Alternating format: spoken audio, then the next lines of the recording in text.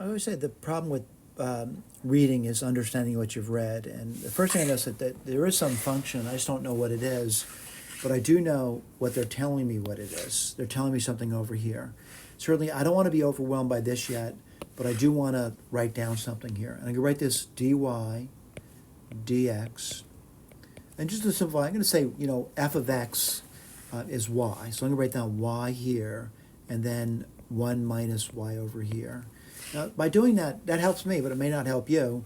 I'm noticing that I can separate it right away. Let me put this one over here. So what do you get? You get 1 over y, and then 1 minus y, dy is equal to dx. And this sort of reminds me of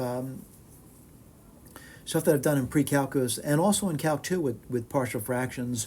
So what I want to do is I want to do the partial fraction decomposition of this, which I'll write it down for you. And that's going to equal a over y plus b over 1 minus y. I can multiply both sides by the LCD. You get 1 equals a, 1 minus y, plus b times y. I could pick an easy y, for example. For example, 0 for y. What do you get? 1 equals a. If y is 0, 1 would equal a, or a equals 1. Now I'm going to pick another easy value. I'm going to pick a to be 1. What do you get? 1 equals, well, then you're just going to get b. So now I know what this is equal to. And I know that I can divide this into two separate fractions, by the way. And let me be very careful to write that down. So it's going to be 1 over y, and then plus 1 over 1 minus y dy equals dx. Can integrate both sides. As I do it though, and this is a personal problem I have, is I'm looking at that. The first one's really easy to integrate, but the second term, not so easy to integrate. So what I write down is 1 over y. I can write this as minus 1 over y minus 1 now. That's easier for me to integrate. You may not agree with that until you try.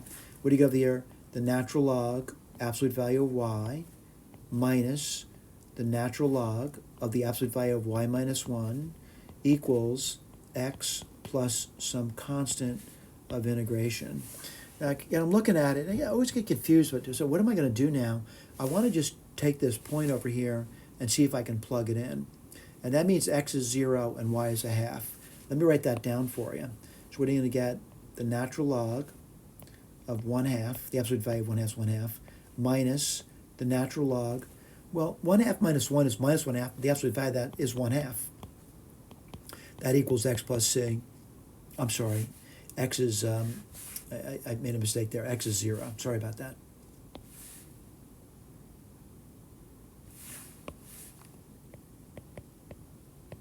Well, that's easy. I mean, this side's 0. C's got to be 0. So let's write this down. So what am I getting? The natural log. I can write this as the quotient. That's going to be y over y minus 1 equals x.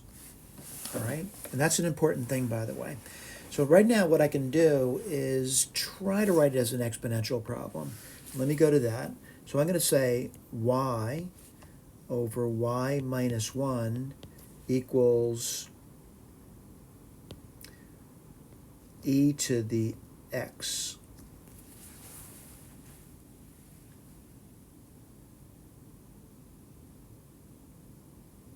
And let me see if I can figure that out as far as y is a function of x, by the way, because I did say f of x, by the way. Before I do it, though, I really want to go back to that initial condition and see if I'm making a mistake. And I think I am, and I'll tell you why. I removed the absolute value without thinking about it. But I'm going to go back to that initial condition, which is 0, comma 1/2. So if I were to plug that in, what would you get? You get 1/2. On bottom, you get minus 1/2. And then you get over here, you get e to the 0. So I made a mistake here. And this should be minus now, all right? And I'm glad I looked back over that, all right? I'm glad I looked back over that. Again, the absolute value is what threw me there. So let's take a look at it. And I'm going to see if I can solve for y. And I'll write this one over here. So y, whoops, sorry about that. Y equals y minus 1 times minus e to the x. We multiply that out. And what do you get there? You get y then you get minus y e to the minus x plus e to the x. All right? I'm sorry, I got negatives in my brain here. It's x. Sorry about that. I'm going to bring y's onto one side. I get y plus y e to the x equals e to the x. I'm going to factor out a y, and you get 1 plus e to the x equals e to the x.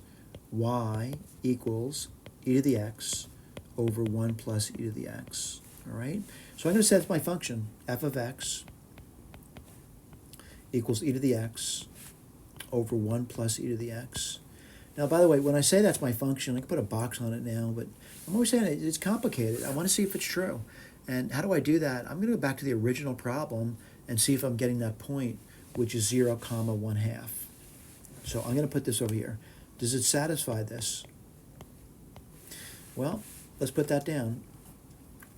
And it's going to be 1/2. E to the 0 is 1. 1 plus 1. Yeah, that worked beautifully. So I got that part covered. Let me erase this over here. I'm pretty good with that. I want to see if the other thing is good. And someone says, what's the other thing? It says something. I'll tell you what it says. It says that the derivative is equal to, right? So before I do that, I want to write it down for you. It says the derivative is the same thing as f of x times 1 minus f of x. Let me point out where that's set, all right? So we did the point, and I want to see if this is true. I don't know if that's true. I mean, I might have made a mistake like I did before. So I'm gonna see if that's true. So what's f prime? That's gonna be a tough one, isn't it? So let's write this down. So f prime is 1 plus e to the x squared. We're looking at this, we're checking it. And then what do you get? 1 plus e to the x times derivative of e to the x, which is e to the x, minus e to the x times derivative of the bottom, which is e to the x, equals, well, f of x is e to the x over 1 plus e to the x times 1 minus e to the x over 1 plus e to the x. All right? Let's take a look. And what do you get there? And I'm going to have to do something here, aren't I? And let's put this down on top. What are you going to get? You're going to get 1 plus e to the 2x minus e to the 2x. Well, isn't that convenient? Something disappears there. Let's get rid of that. And what do you get on bottom there? You just get 1 plus e to the x squared. I'm writing over my notes, by the way, but I'm gonna try to do this over here. And the way I'm going to do that is I noticed that I'd get 1 plus e to the x squared on the bottom. And why is that? I'm looking at this 1 over here as being 1 plus e to the x over 1 plus e to the x. So I definitely see that. Now what do I see on top? I see e to the x. And then what do you see? You see 1 plus e to the x. Oh, you know what? I made a mistake here, and I'll correct that. And the reason I made a mistake is I'm pretty sure I'm right with their answer, but I want to go through this with you. Minus e to the x. But I know I made a mistake now, and I'll go back and correct it. That's part of checking, too. You know you made a mistake when you checked. But this cancels off. And I'm noticing this over here. It's not agreeing. This is my problem over here. And what went wrong? And what went wrong over here when I multiplied the top out? I got kind of excited, I guess. I didn't do a good job. And let's do that again. What do you get? E to the x plus e to the 2x minus e to the 2x. These do cancel off. So yeah, it's checking out perfectly. So this is the correct answer over here. Again, I'll go to software, and we'll do the slope field. I'll do the solution, and I'll do Euler's method. Thank you.